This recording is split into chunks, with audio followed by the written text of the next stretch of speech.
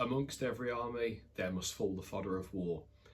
Orcs have the Gretchen, Imperial Guard have pretty much everyone.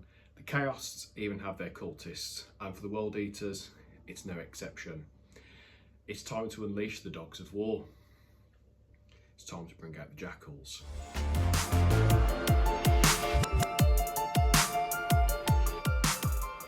Welcome back to Keen Steel Miniatures. Now, if you follow me on YouTube or on Instagram, then you've probably seen some sneak peeks as to what's been going on. Now, I had planned, as I said in the last video, to do Lord Invocatus.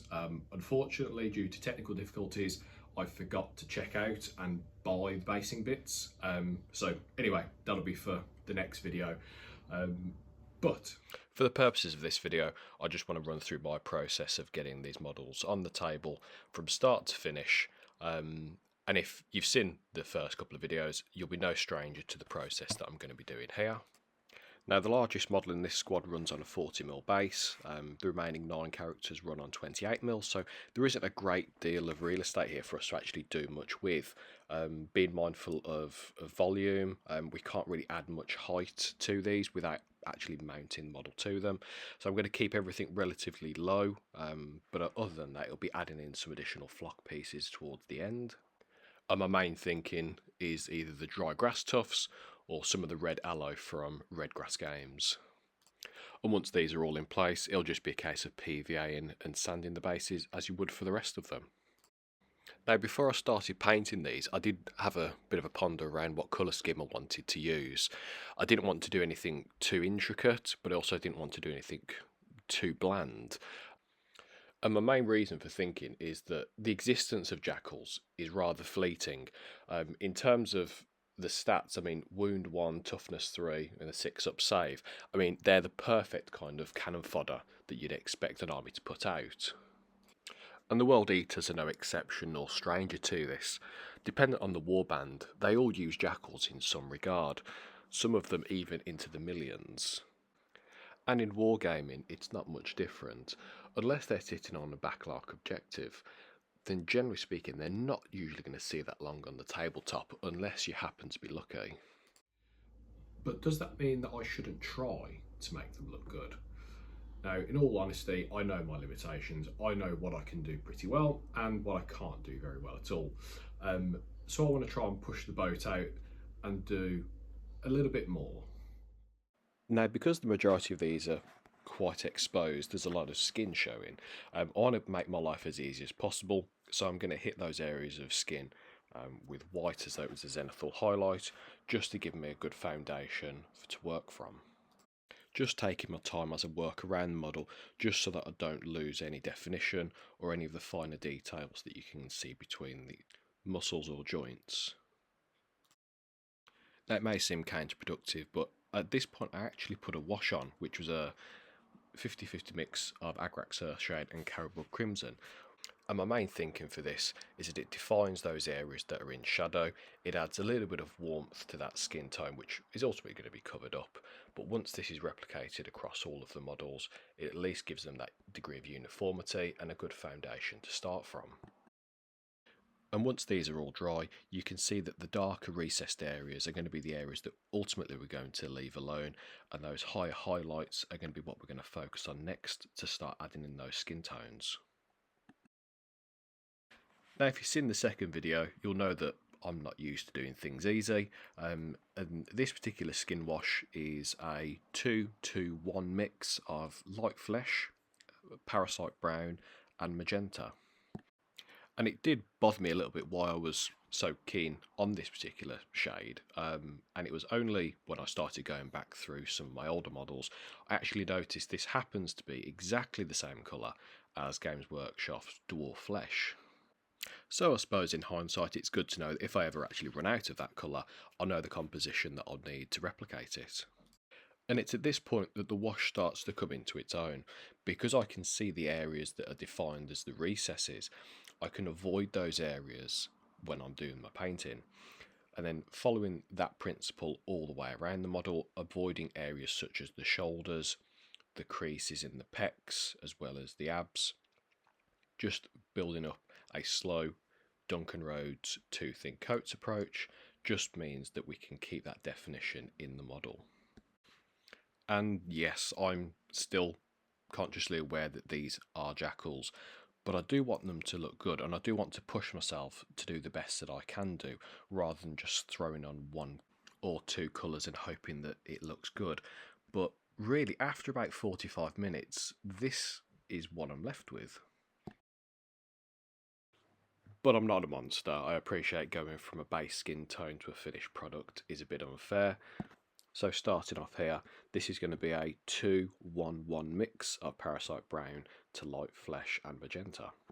And you can throw this all the way over the model, but as I said, I am trying to avoid those areas of recesses, but the point of this is to define those deeper areas that are going to catch some light. And the one thing that I keep telling myself is, this is a hobby at the end of the day. It's a continual learning process, and whilst I've been doing this for years, I'm still pushing myself and finding out things that I am good at and things that I'm not. But the main thing is you enjoy what you're doing. And I'd like to think we're all relatively similar in that regard. I'm just a guy sat in a room holding a model with wood in his hand. Hold on. Sitting with a model and wood. Why did I not see this in the first video? I can't say that. Why? I'll tell you afterwards. The main thing for me is I'm looking to build up a steady, gradual transition of these colours. I don't want to lose the definition. For this guy particularly, there's a lot of muscle that's defined, and there's not really any place you can hide any mistakes here. So about 10-15 minutes in, I'm pretty happy with how this is looking with the first coat down.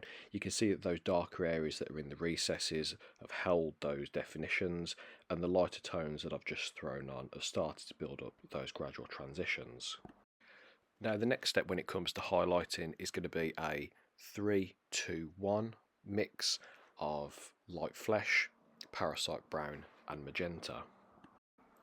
Now at this point, brush control is paramount. I'm not an expert, I'm still learning, as I've said, but when you're dealing with areas that are going to be the main focal points, such as the face, the weapons, and those higher areas that are going to catch the most light and then get the most attention.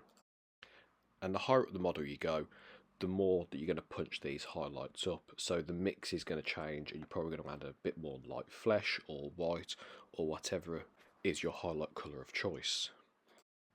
And as we get towards the end and we start picking out those finer details, I may start stippling in some extra details, but my main priority is ensuring that there's consistency across the entire range. Now the clothing I want to keep relatively simple. The shirts I want to keep as a black wash, the areas that are wrapped are just a pale sand and Agrax Earthshade, and the trouser colour and highlights are a 2-1 dark sea blue with ice yellow.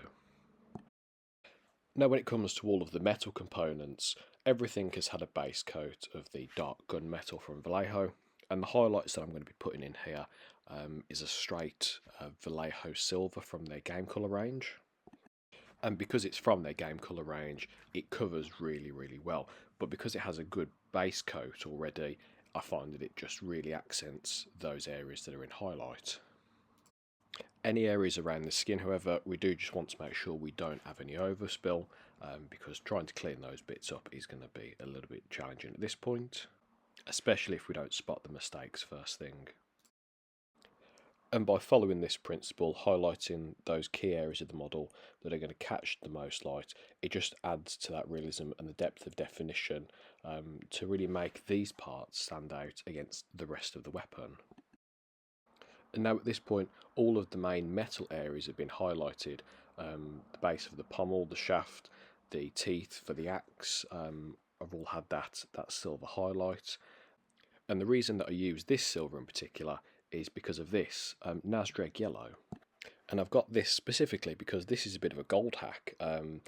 When you pair the silver base coat with the Nasdreg contrast paint, you get this really easy gold effect. And a word of caution, this is quite a punchy gold, so it does stand out. You really don't need a lot for this, so a little does go a long way. And because it's a contrast paint, naturally it comes with the usual caveats. Mind the pooling, watch the overspills, and don't use your best brushes. And to maintain the consistency, as you can see here, I've also picked out a couple of accent areas on this weapon as well, which is something that I'll replicate across all of the models in this set. And with any model that I pick up, I always look for the next thing that I can push myself into.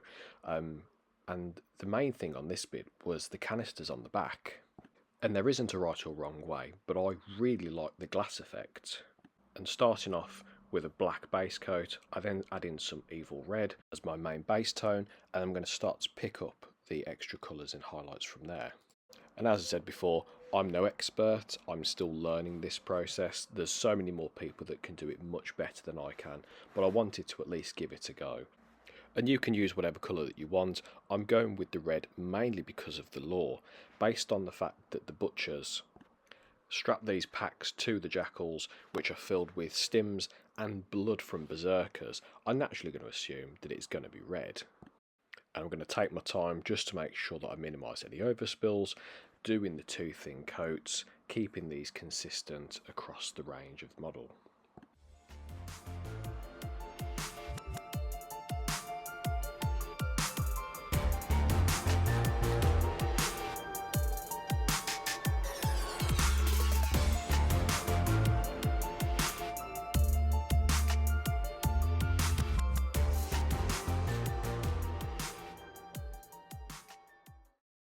Now with the base coat in place, the next thing is to pick out those areas of reflection. Now having source reference material does help significantly here, and my eyes are absolutely shot, so having to bring in a magnifier just to pick out those highlights is going to help. And what I'm trying to do here is just define those areas between where the top of the blood meets the canister and what is effectively the rest of the glass vial. Now for this bit, I effectively want little to no paint on the brush at all.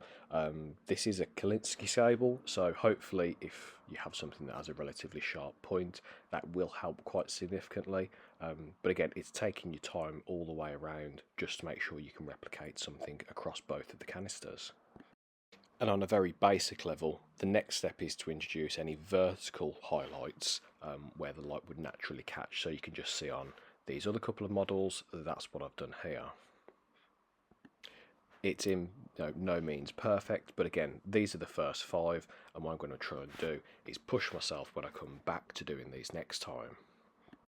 And with all those done, the last thing really to do is pick out those final detailed areas. The pipes running from the canisters I've elected to do in gold, and the straps around the waist, torsos and legs, you can do whatever colour you want. I've gone with a brown leather colour, but again, the choice is entirely yours. Black works very, very well, which I think is what's replicated on the box art. Now, when I first picked these up, I didn't actually appreciate how much detail is in the model. Now, as I said before, we want this to be relatively simple, so I don't want to go to all the extent of over-highlighting and adding any textures. But I do want to be mindful that I don't undo any of the work that I've done previously, especially around the areas on the skin. And once we're happy, having picked out the belts, buckles and rivets in silver colour of your choice, this was what I was left with.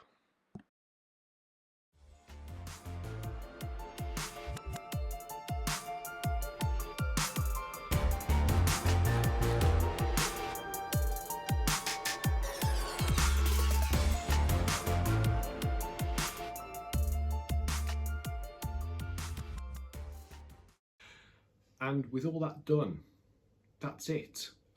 It's only half the squad. I only done the first 5, mainly because I don't like doing batch painting. So I'll flick between these and the other berserkers, then I'll come back and do the rest of the squad, probably in a later video. But let me know what you think. Now, on a completely unrelated note, I'm going to be out in New York in a couple of weeks' time. So I'll definitely check out a couple of the local hobby stores as well as the Games Workshop store, mainly to see if I can add to my collection, because 820 points isn't enough. The next video will consist for Lord Invocatus and then Angron, but you guys let me know if there's any preference as to which you prefer to see me do first. I finally got the Battlefield Trophies box, and then other than that, we're all done. Thank you very much for joining me, and I'll catch you in the next one.